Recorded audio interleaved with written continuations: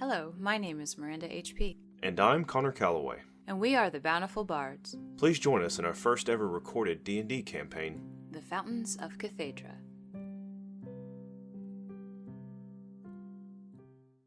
Hello, Miranda. Hello, Connor. How are you doing today? I'm doing well. How are you?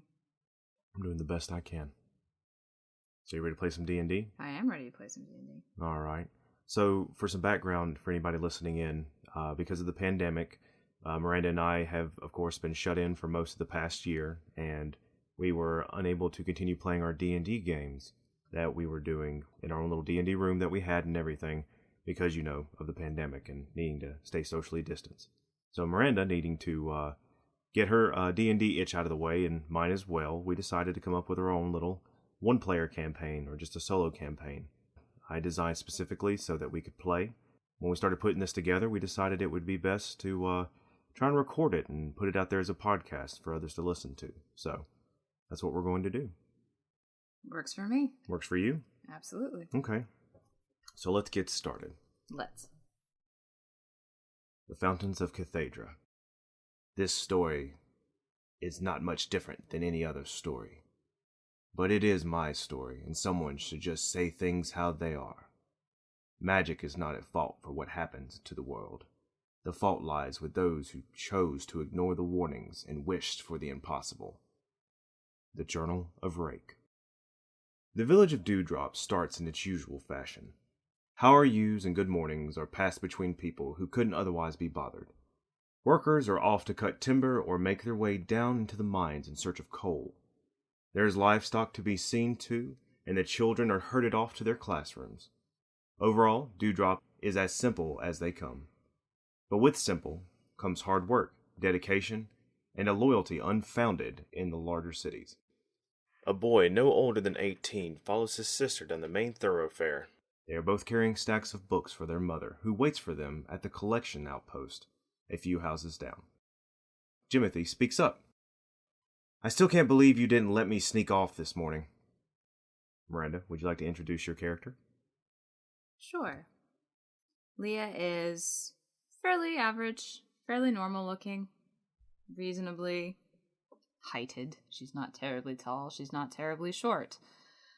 Blue eyes, long hair, always in a ponytail or in a braid because otherwise it gets in the way. And she's carrying a stack of books and parchment. Okay, what is she currently wearing? Clothing. Just standard clothing, shirt, trousers, high boots? Yeah, just the basics. If it's practical, she's wearing it. Okay, that's understandable. So once again, Jimothy had spoken up and said, I still can't believe you didn't let me sneak out this morning. Well, I'd have to carry all this myself if I did that. Yeah, well, fine, but I don't want to stay too long. I gotta get down to the training fields. Builds character. All right, but Captain Copperstand's been waiting for me. He said I needed to be down there bright and early, so we need to hurry up. All right, your precious captain can wait a minute. I think what your mom will do to you is a lot worse than what he'll do to you if you don't get there where you're supposed to. And you have a point about that. So, as you make your way along the city of Dewdrop, of course, Lia has seen this all her life. She's lived in this village all her life. But, of course, for you, I'll be more than happy to describe what it looks like. So, the city, or the town of Dewdrop, has one main lane that runs throughout the entire town. On either side, you have blue shingle-topped roofs and simple stone or wooden structures scattered throughout the area. At the center of town, naturally, is the church. And on the other side of the church is the town plaza, where you have a lot of the craft goodsmen and where you can find the foods from the markets, from the farms, and things such as that. To the southeast of the village, you can see a large windmill that is sitting on top of a hill where they ground most of the grain for the village. And up to the northeast is where you will find probably the timber yards, where they're cutting down the forest to make their goods to sell off at the bigger cities. Dewdrop Village is surrounded by a lush forest. When the people first started settling here, it was a nice little spot that they decided to carve out for themselves, all except for the Dewdrop Orchard. And that's there waiting for some high city person tired of city life to come on in and start them a farm away from it all. Exactly. But yes, it was mainly for the Dewdrop drink, which you know of is a countrywide renowned drink that is stored and shipped all throughout the entire country along the Civilized Road. The distillery is actually here in town, where there is an orchard protected usually by a rather high fence. Is the fence to keep us out? Or keep the orchard in? Who knows? But you do know it's run by the Postel family. Isn't it? Alright, so as you two continue making your way down the main road, you eventually come to the outpost that your mother works at, the collections, as it's called. So what will you do? Well, obviously we probably want to deposit these where they're supposed to go before Mom kills us. Alright, so you make your way inside? Oh, yes. Most certainly. Post haste. Post haste. Alright, so as the two of you go inside, probably bumbling into one another when I'm trying to hold part of the stacks of the books on their knees while reaching out with their hand to jiggle the doorknob. The door actually opens for you to allow you inside, and as you can see, it is your father that has opened the door, Timothy Wicker. Hello, Dad. Hey, y'all come on in. Thanks, You got it? Yep. You sure? Yep. All right, y'all come on in. Just set them on the table over there. Which table? The one without the books. Oh, well, there. All right. Timothy, don't drop them. Hey, don't tell me what to do. I got him. As he starts to fumble about with his knobby knees and still getting used to his new body from growing up and his reflexes. You go and you set them down. Timothy Wicker, as you can see, he's about 58 years old. He has auburn hair, peppered with gray, streaks down. A little bit longer than usual, that he usually holds up in a small little ponytail at the back. He's wearing his general garb, which is just his usual white shirt tucked into his, brown breeches and boots. Not much different. And he also has a blue vest on as well. And then you hear from the other room, "Be sure they don't knock anything over. That's an important vase that I have in there." Yes, Mom. Stepping into the room is your mother, Tamara Wicker. She's about a head and a half shorter than your father, but when looking at both of them, you believe she is the tallest of the two. Where your father seems to be rather laid back and going on about his business in a common casual fashion, your mother is all about business and making sure that everything goes in its proper place, which is something that you are used to from growing up in this family. Radiates intensity. Radiates intensity. Yes, I love that. And she goes, "Thank you, children. Appreciate it." Yes, Mom. Can we go now? I think your father has something for you to do first. And Timothy goes, "Yeah, I actually do. Do y'all have anything else planned for the day? I have an errand that needs to be run. The church needs run. Will you be willing to do so?" I will. I'm pretty sure Jimothy is itching to get down to the training field. "Oh, well, he can go afterwards, right, Jimothy?" "That's the spirit. Look, the Meekin farm reached out, and they needed some supplies, so they reached out to the church, and we need to send a parcel down there to them. Would you mind carrying it down there?" Sure thing. It's about a 30-minute walk from here. I think have you ever been out to the Meekin farm before? Plenty of times, Dad. All right, wonderful. Well, they just needed some things, some needle. We also put in some jam and bread, additional thread, bandages, and such. I think one of their animals got attacked by a coyote or something not too long ago, so they requested that. So if y'all don't mind, that's all I need you to do for the day, and then after that, the rest of the day is yours. All right. I've got to head over to the church and start putting together the hymns for tomorrow evening's service, so if you need me, you can meet me there. Or if you need your mother, where did she go? And as he turns around and looks, she's like already busying herself back in the back with something else rather more important than whatever the conversation was. All right. So be safe. Jimothy, be sure to take your arms as well, just in case you meet anything unmentionable on the road. If there's coyotes about, we want to be careful. Don't worry, I won't wear the red hood this time. No red hood. Right. So Jimothy, after your dad says that, he goes, "Don't worry, I always carry it on me. That's what the captain tells me to do." And as you can see, he kind of reaches over and grip his little, his one-handed sword, broadsword that he has currently sheathed at his belt. A broadsword that's one-handed? No, not a broadsword. Kid's a beast. Well, Jimothy is he's a rather husky individual. He's a little bit taller than you, broad-shouldered. If he stood still, you'd think he was impressive, but the moment he moves, you can tell he's an awkward teenager. Absolutely perfect description. Yes. Anyways, and as he turns around, he's got his mass of curly hairs that's never really been able to be kept that he gets from your mother. And then I believe Lia got her father's genes with the more straighter hair.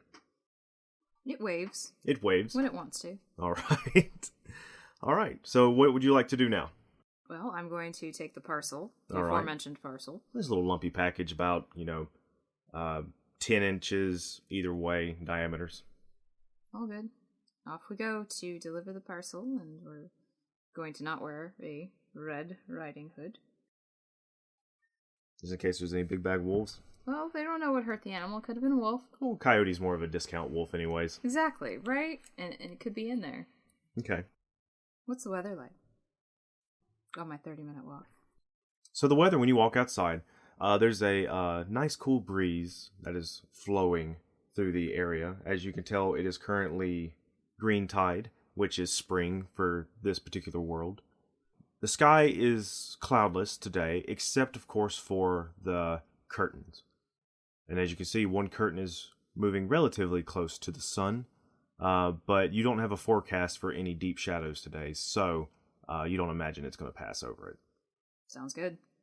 Deep shadows. Curtains. Sun. Yes. You want to know what the curtains are? Well, generally, I know what curtains are, but they're usually inside, not outside. Oh. So sure, explain to me, Connor, what these outside curtains are. These outside curtains. So, once again, something that your character would be used to, but for me to describe to you, everything about this world seems rather normal for any particular world that you've read about or the one you experience today, besides the automobiles that go by and whatnot. But hovering far above in the sky are these large rocks, just asteroids that are orbiting around the world that you inhabit. And they are fractures that are just constantly floating about. You always can see about 2 or 3 at a time, but the church says there's probably about, or your mother at least could say, there's probably about 1 to 2 dozen that are floating around up there. And occasionally they will flow in front, or they will orbit in front of the sun and block out the sun entirely. So it's just like an eclipse, but it lasts a little bit longer than an eclipse would. Are they in atmosphere or out of atmosphere, or do we know? You do not know, I would say. They are probably out of atmosphere. They're probably not too close to the surface of the planet, but they are far enough away. They're far enough away to be seen. Not detailedly. You'd have to get a spyglass or a telescope of some sort in order to really see some details. But you can see them up there moving about. And every now and then they do collide with one another, maybe once a year or so. That seems problematic. A little bit. But whenever the curtains go in front of the sun, it gets extremely cold and dark for a short period of time. Maybe 1 or 2 hours at a time. That sounds obnoxious. Doesn't it, though? But hey, Leah's used to it. Right? It's just another day. All right, well, off we go down the path. Clear day, nice cool breeze. Which is good, getting my steps in. Excellent. Wonderful. All right. So, parcel in hand, your brother armed to the teeth, ready for whatever's to come, even though he looks a little bored about it. A little disgruntled, that fact that he has to still head out to the Meakin farm, which is a good 15-minute walk from here before coming back. I thought you said it was 30-minute. Make up your mind. Oh, my bad. 30-minute walk. My apologies. Keep me on my toes, Miranda. Does he have to go to his training first? Or is he going... I don't know. He just goes and kind of just jumps in with the rest of the town guard training whenever he wants. He's not officially supposed to be doing that, but they let him do it anyways because he wants to be a part of... he wants to train up to be a part of the town guard and maybe after that go and join the Lance. So that's what his life ambition is about. Speaking of which... Hey, Lia. Yeah? So have you made your decision yet? No. Wait, what decision? Like, what are you going to do? Are you going to help Dad with the church, or have you decided to, follow along with Mom's skills? And, you've been thinking about it lately, and I just wanted to ask. I don't know. I kind of want to do my own thing. I don't want to be bored. I mean, I don't mind helping people like Dad does, but it just gets so boring. What do you mean? There's nothing particularly mentally stimulating about delivering packages all day or listening to somebody complain about the kids next door for the umpteenth time. Oh. Okay. There's only so much jam you can sample before you don't like jam anymore. Well, the work that Mom does is mentally stimulating, though, isn't it? It is, yeah, but I don't know. She seems always so preoccupied, and it feels so restrictive. Like, I almost feel like she doesn't get to really explore anything interesting. She only gets to explore what she's told to. And it just... I've seen so much interesting stuff that she touches on that we then rush past without actually paying attention to it. And I don't know, maybe it's that stuff that I'm interested in. Alright, I understand. Well, what about your music? Do you think you might want to do something with that then? Other than, being a hymnist like Dad for the church? The audacity, young man. Don't say that in front of Dad. Well, we're out here in the woods. I don't think he can hear us. Mom probably can, though. Probably. And he kind of looks around at the trees, like, really concerned. No, I love my music. My music is... I belong in my music, but not necessarily within the confines of the hymns that I have to play all the time. Oh, okay. Well, there's plenty of places to play in Miro. That's true. Miro is where they say you're supposed to try to go if you're trying to get out of a place. Apparently that's where all the interesting things happen. Yeah, that's what Dad said. That's where him and Mom met anyways, so. Makes you wonder why they left. I asked him that once. Did you? Did he actually give you an answer? He actually kind of did. He said he just wanted a quiet place that he could start and raise a family together. That's what they both decided on. Seems like a downgrade to me. Oh. Well, Maybe they just wanted to be near the distillery. Maybe. You can always go to Etchings, where Mom's from. I'm sure she can give you a letter, and you'd be more than able to get into the school there. She's never let me go along with her to Etchings before. Well, maybe you should ask her. I'll try, but you know how she is. I do. I hope I get to join the Lance. I'm sure you will. You just have to, work on that whole tripping over your own feet part. As he stumbles over a stone when you say that. Hey, I'm trying. The captain says I just have to keep working with all this that I've become. You try growing 5 inches in a month. That's true. I was going to say, that's not your fault that you got that tall that quick. You didn't have to, Maybe it has something to do with how much you're stuffing your face. Easy.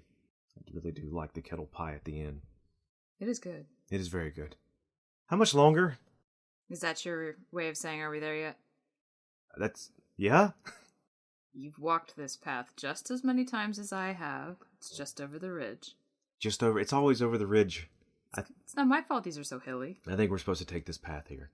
All right. As you continue to make your way along, is there anything else you would like to do before you get to the Meekin farm? Nope. Nope? Okay. Very direction given. I mean, hey, we have one thing to accomplish, and we can do whatever the heck we want. So Exactly. Do the thing.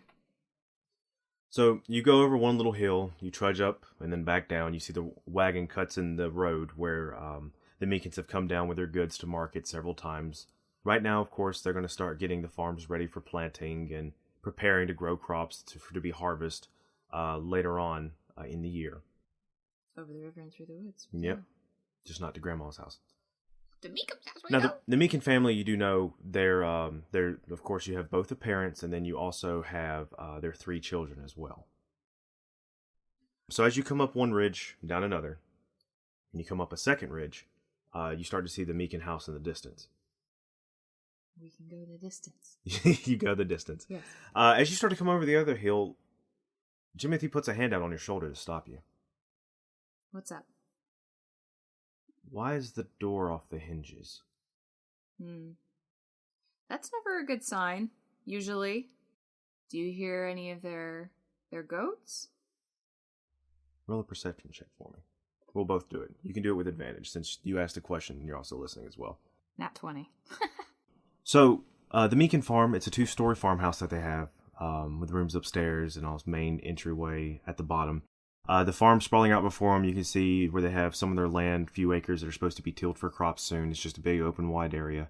And yes, they have about 5 or 6 goats that are usually meandering about in the outside of the farmhouse. Now, about this time, children usually greet you when you're coming down the road because nothing gets past their beady little ears as they make sure that their farm is the way it should be. Also, the working dog that they usually have is also gone as well. It's very eerily quiet. But yeah, the door, it looks like it has been broken off and is currently bent inwards to the farmhouse. Jimothy goes, this doesn't feel right. You don't want to get that pointy stick out. Yeah. And he goes and he kind of figgles with his belt a little bit and then he pulls out his sword. And to his credit, establishes a perfect fighting stance. He does, yes. He readies himself in front of him, and he is prepared to definitely fight. Oh, I should mention he also has his standard shield that he carries with him, too. It's a bit beat up. It's definitely one probably the captain had just lined about and tossed to him, but he definitely has it. Good. Excellent. You go first. Are you sure? Yeah, no, you're right. You've got the shield. I have the shield. I'll go throw first. jam at anything I see, and I've got this here needle. Oh, it's a really big needle. I'll keep this. All right. Okay. What did they need this for anyway? You know what? That's not important right now. All right, that's fine. Should we go quietly or should we move quickly? We definitely need to be quiet because, we don't know what's around here. We don't know what did that. Probably bandits. Really? You sure? In this neck of the woods? Well, you never know. Well, no sense in trying to decide what it is before we've stuck our head in and seen where everybody is. Alright, so I need for you and Jimothy to roll a stealth roll, which I will roll his. Nat 20. Look at that, nat 20. Jimothy got a 10, so... That's the same one that I rolled a nat 20 with before. Averaged out, it's 15. Makes sense. Poor kid's trying to handle a sword and a practice buckler. Yeah. And Leah's in her practical attire. And she's used to walking in a library, so she has to be quiet or librarians kill her. Yes, always have to be careful with the librarians. You never know. Pull a battle axe out and just chuck it at you. So the two of you begin making your way slowly, cautiously forward. Well, he's first. Does he see anything? Let me roll a perception check to see. As you get closer, he stops. He goes, "There's something coming out of the front door." In the shadows, you see stepping out a small humanoid.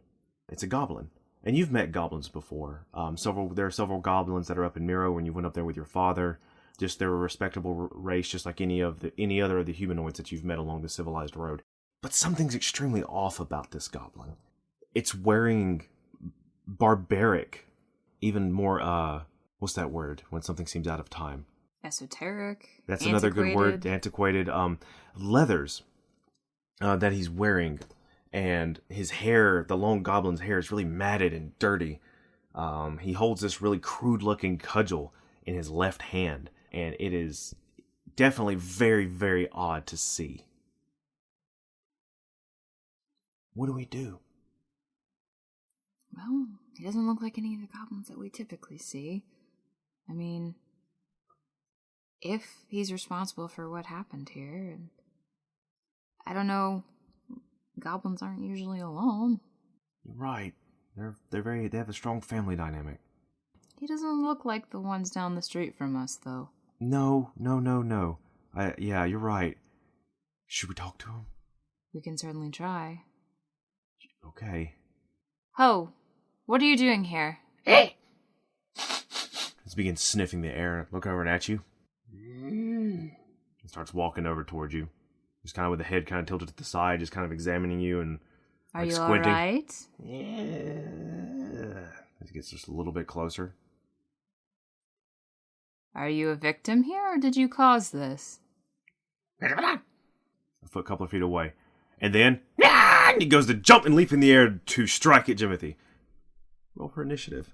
Well, he's gonna go first, because I got a 6 plus 1, so I have a 7.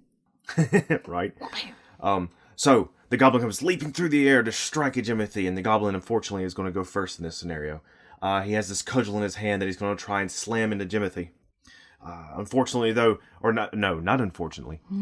Fortunately, though, Jimothy pulls up his shield just in time as it slams into his arm, and he's able to knock it to the side. Instinctually, Jimothy's just going to go ahead and just strike back, because he is now in pure instinct, trained in him for the past couple of years by the captain. So it's a 9 plus 5, which is a 14. And unfortunately, as Jimothy goes to swing across, the goblin nimbly ducks up underneath it as the sword goes sliding across the top, and looks up and going, and it whistles. That whistle's probably a bad sign. It probably is. Leah, it's your turn. What are you going to do? Well, I'm pretty limited in my actions here. It's smaller than me, right? Yes. And it's fixated on my brother because it's being, taunted, more yes. or less. I'm gonna try to grapple it. All right, roll the strength check against the goblin. Just gonna, like, go by his knees. What'd you roll? A 2. We'll see what he rolled. Well, it doesn't matter what my strength is at that point, that's for sure. Oh, yeah. As you go and reach down to around for your brother and reach down and grab the legs, the goblin goes and hops way out of the way of him and goes to reset itself. At the top of the round, 2 more of these grubby-looking goblins come wandering out of the farmhouse. You hear something break on the inside as if one of them was breaking a piece of furniture. And comes out with a broken-up-looking club, and the other one has a nasty-looking, like, dagger or short sword that it's holding as well. All right, the top of the round is the goblin that's standing right next to you, and he's actually going to, after he hops over to the side and his other people start coming out, he is going to go and try and attack your brother again. A natural 1 as he does so. He goes to go for your brother's leg to try and knock him off balance so that he could possibly bring him to an even level with him. But fortunately, your brother, still in his stance, lifts his foot, regains his footing, and prepares himself for a second strike.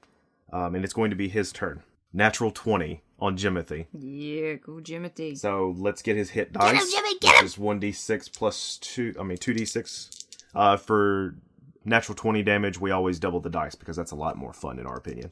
That's 6, that's 10. He did a total of 13. Get a boy.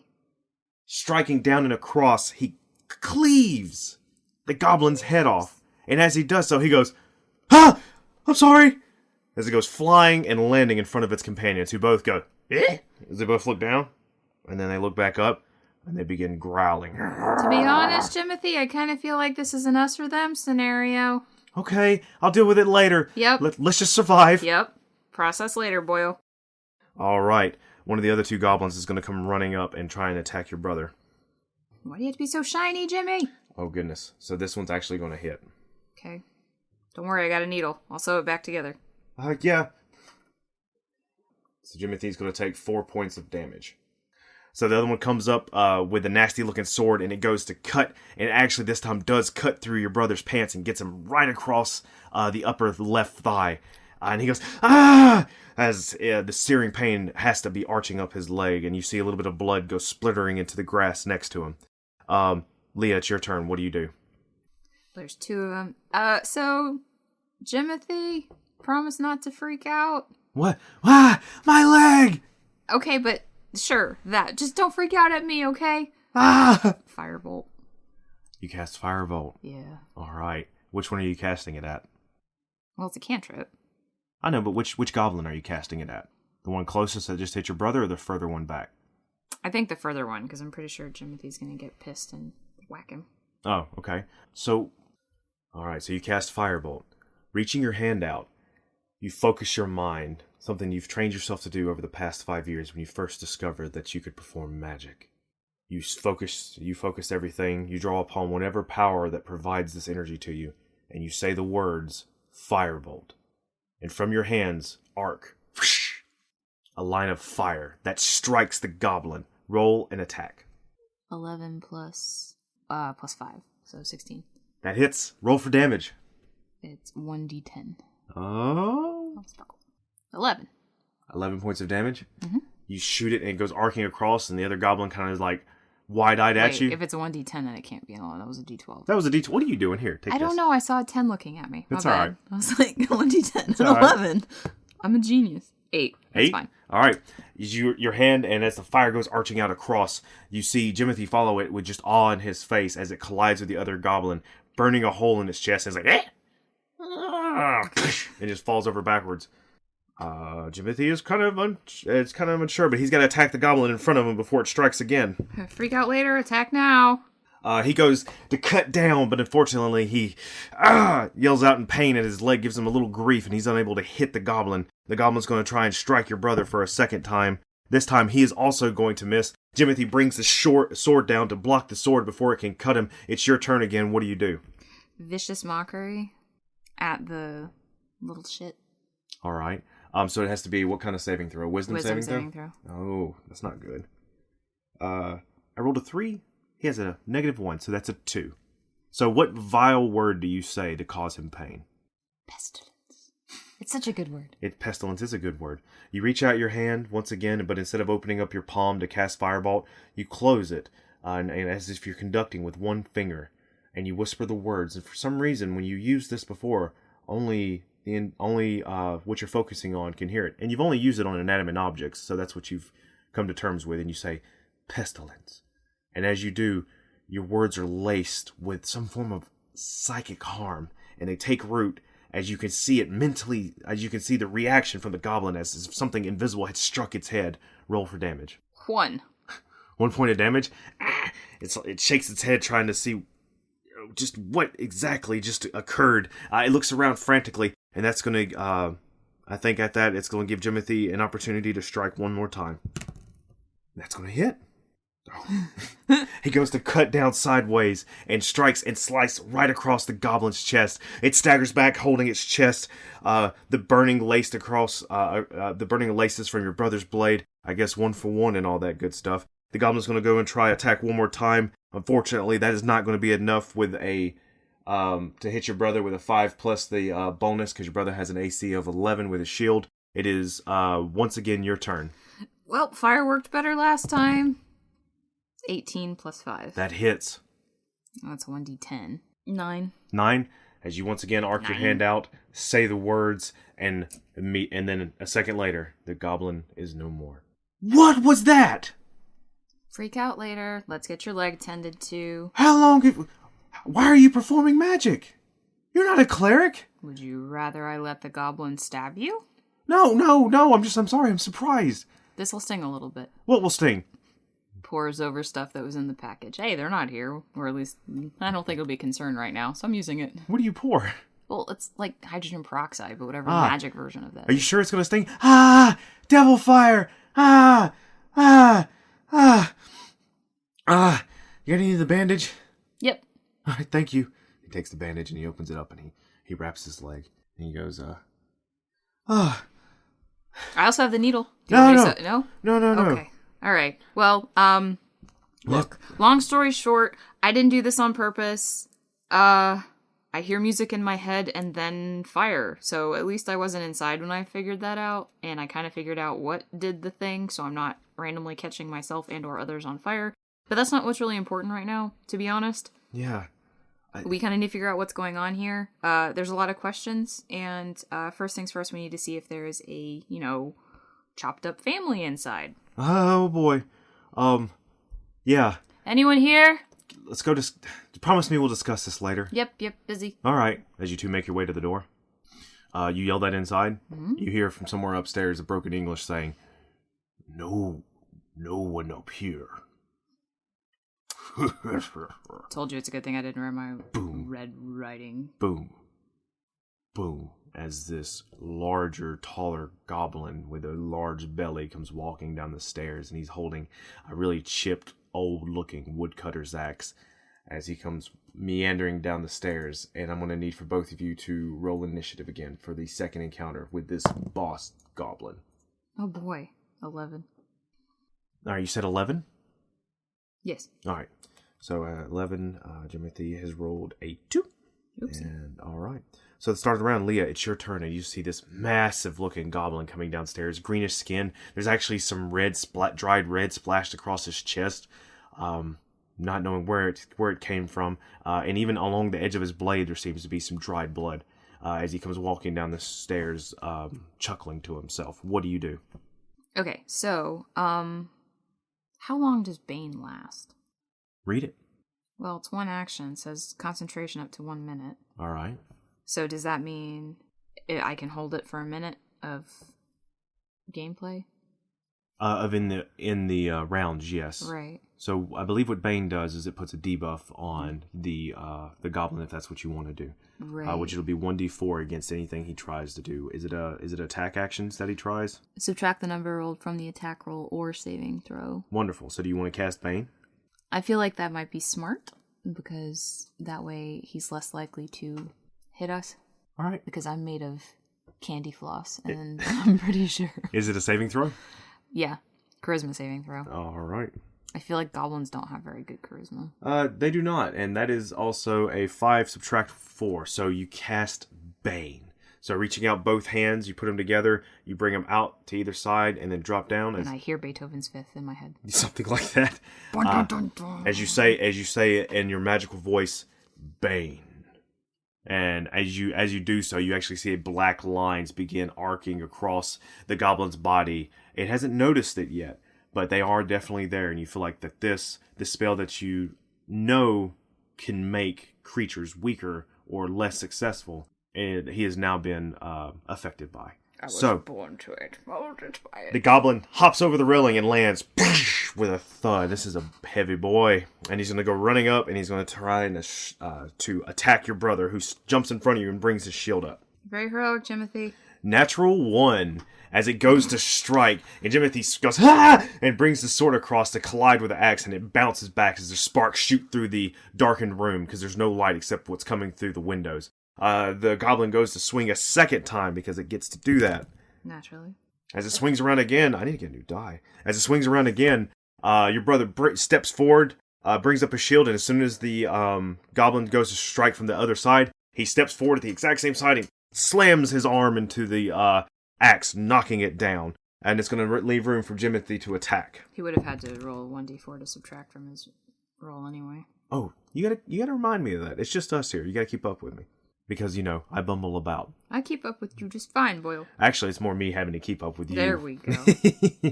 But he rolled a 19 plus 5 to hit, so I guess that hits against the goblin. I guess it does. I don't know. It does. I would know. I'd hope so. Jimothy might not. Jimothy's just semi-professionally flailing. That's 7 points of damage. All right. So he goes to cut, and he cuts actually down into the shoulder of the archaic-looking goblin. It is now your turn, top of the round. Firebolt. All right, roll for an attack. 9 plus 5, 14. 14, unfortunately, does not hit. As you go to cast Firebolt, the goblin brings up its axe, flat side over, and it goes ping off the side of it. It did not try to do that. It's one of those things that just kind of happened in the chaos of battle. Can we see anything in the room because of it now? Is it like a dim flickering light? Right. So after that, the boss goblin's going to try and dance around your brother, and he's going to try actually to attack you. Rude. What's your AC? 11, but you're going to have to subtract a 1d4 from that. Let's do it. Ooh, we rolled a 2 for the subtraction, rolled a 5 plus 4. So he goes to miss. As he goes to swing at you, you quickly take 2 steps and just leap back to reposition yourself. And that tone. That's the Bane. The Bane, yes. Just I hear it. I don't know if anybody else does. You hear the music that you've created. Wonderful. So missing you, he's going to try and attack your brother now. Roll a 1d4 to see if it... You need to trade d20s with me. This is give me that d20. Well, that rolled a 9 last time, so that wasn't super kosher anyway. Okay, well, this one definitely didn't roll enough either. As the goblin goes to swing sideways, and your brother goes, heck! And jumps up and over it, and he's going to try and bring his sword down as he does so. Come on, be cool. He is being cool. Yeah. It's a 16 plus 5 to hit, so boy. 1d6 plus 3, which is 8 points of damage as he cuts into the back of this bulbous creature. Great, I'm going to do Vicious Mockery then. Not looking good at all. Make a wisdom saving throw, boyo, and you have to roll the 1d4 to subtract from it. It was a natural 20. Subtract 1 is 19. But wisdom is -1, which is 18. What's your save? 13. I'm level 1. What do you expect? So which spell was this? This was Dissonant Whispers. So Vicious Mockery. Vicious Mockery, which to you, it sounds very similar, just a little bit more powerful. It's a little more complex than your cantrip spell. So you go to cast it. Vicious Mockery is a cantrip. Dissonant Whispers is the level 1 spell. Oh, so lighter form. So yes. Reverse what I said. My apologies. I'm in the moment, as they say. I did the thing. You did the thing. But as you try to do the thing, your brother, when he goes to cut, he actually stumbles and bumps into you before you're able to finish your spell completely. The song gets discordant in my head. Yes, it does. Jimothy. I'm sorry. Help. Look out. As he shoves you away. As the boss goblin comes in to attack again. Ooh, that one's actually going to hit against Jimothy. Did you subtract your 1d4? That one's not going to hit against Jimothy. Haha. He's going to roll for his second attack with the d4 because of Bane. Did you take damage? Nope. No, you didn't. He missed. Fired again. So I rolled a natural 3 with a 4. So, -1 plus his attack. So he cut his toe open. Still misses. Goodness, yeah, I'm definitely going to find our actual dice somewhere in here. I'm cool with it. It's Jimothy's turn. So, as he shoves you out of the way, he goes to strike. The goblin goes to strike. He's able to once again dance around and block it down. Come on, you can be heroic. I can be heroic. I'm bardically inspiring him as much as I can. Are you gonna retroactively help him, inspire him? Is that what you're gonna do? Well, I was as he was doing it, so if let's do it. Yeah, I love it. No, right. We're real cool. Let's do it. As you say that, he goes to cut down. That hits. Excellent. Attaboy, Jimothy. With the strike down, he does 6 points of damage as he cuts down and cuts off the boss goblin's head, and it falls over. That was nuts! Yes, well, is anybody else here? Lia? Yeah? We're down here in the cellar. Hold on. A few moments later, you hear... Please tell me the dog's down there. You hear a partial in the floorboard, an area of the floorboard pushes upward. As you can see, the Mr. Meekin comes out with his wife, Mrs. Meekin, and then the 3 little Meekins of their children, and then also their Great Pyrenees-looking dog, who's probably 16 years old and ancient, comes out looking very sleepy-eyed. As soon as they come out, Mrs. Meekin screams. Naturally, there's a dead goblin currently in the middle of her house that, by the way, the furniture has been broken. The stores of food from the eatery area has been just tossed aside, and God knows what it looks like upstairs. But Mr. Meekin goes, "Is that all of them? Did you get them?" I think so. Good job, Jimothy. Yes, he did an excellent job. Yeah. That training is really paying off. Uh-huh. He puts his sword up. I want to clean that. Never mind. Yeah, get it later. Anytime, sir. What happened? Where did they come from? Mr. Meekin goes, I was just out in the yard trying to get the plow ready with Nancy, the mule, and, well, they almost got her, but she ran off and kicked and killed one of them. But they just stormed the house, and I just grabbed the family and the kids, and we just all went downstairs. Well, give my brother a full report, because he's going to need to report this to the guards. I'm going to go take a look outside, see if I can see where Nancy's run off to. She should come to my whistle. She likes me. Right.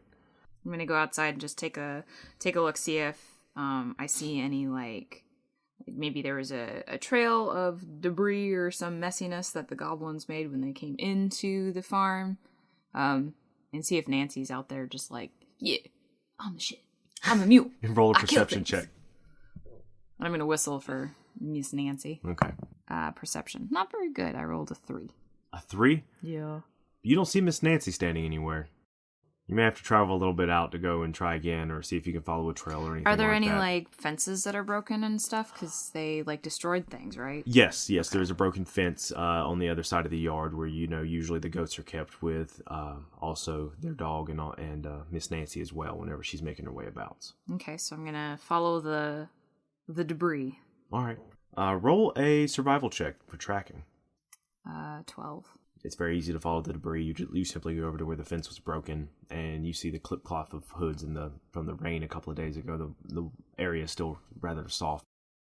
And after about 3 minutes of searching and whistling, you actually find Miss Nancy, the old mule, who is currently eating some of the grass she never gets to eat. She seems quite unbothered with the entire scenario. Well, hello, Miss Nancy. Sounds like you are quite the hero. You mind coming on home with me now? Miss Nancy squints. I'll give you a good rub down. Miss Nancy decides to come on over. As she moves, though, she kicks something. Looks like a bundle of burlap or something as she starts making her way over to you. I'm going to kind of just pick it up like you do without even thinking about it. Just grab it and... As you go to pick it up, it actually falls apart. And what falls out is actually some chunks of meat, like kind of old, rotten meat.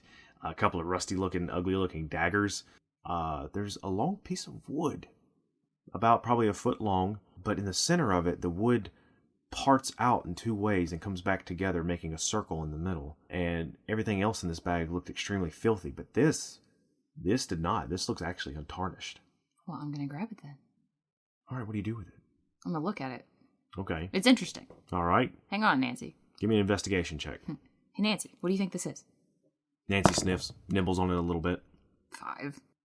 +4. 9. All right. You get the feeling that something's different. You may need to take time to examine this a little later on. Definitely gonna do that. I'm gonna shove it in my pack at my side. All right. And I'm going to head on back with Miss Nancy, who does not need to be led. She's older, she knows the way, and besides, she has a good rubbing that she's been promised. Right. So you get back, you spend time to give Miss Nancy a good rub down as your brother's getting the report, as I do little finger things. Does it seem like the goats have been eaten, or are they just being goats? I will say you found, unfortunately, one goat that had been partially eaten in the woods on your way back. Well, that's depressing. The rest of them are starting to make their way back. They're actually following Miss Nancy. They just kind of appear out of the wood line. Right, that's what goats do. And they just follow her home. And as they do, you hear one, like, very tired, fatigued, nonchalant bark, woof, as they all come back into the pen. All right. And you just kind of makeshift the wiring so that they don't escape again. Well, yeah, because you don't actually make it so they don't escape. They just know they're not supposed to. Right. Now, as you get closer, you hear your brother going, "All right, we'll send the guard up right away to do an investigation, sir. And we're going to make our way back to town, okay?" Mr. Meekin's like, well, thank you, son. Give your best to your parents, and thank y'all again. We should be good for the night. We're going to keep a watch, and if anything else, we're just going to try and escape and get on out of here. They won't get to jump on us again. Here's some of the package we were sent to deliver. Unfortunately, I had to use some of the bandages. Oh, well. There's jam in it. Oh, jam and bread. That's nice. And cheese. Always. We'll have us a nice meal. Thank you kindly. Hope to see you in town later today, possibly. We're going to come on down. Once we get the fence fixed and the animals put away as they should. You're going to need to. You're going to need to replenish your stores, and I'm sure my dad will help take care of you. Yeah, the church has always been kind to us, as you know. Come on, Timothy. Let's go talk to your captain and see what he has to say about this. Yeah, right. And you begin walking away. Thank you for listening. Please leave a review anywhere you've found us. You can reach out to us on Twitter at Bountiful Bards. We hope to see you again on the Civilized Road. And bring bread and cheese. As the story goes, until then.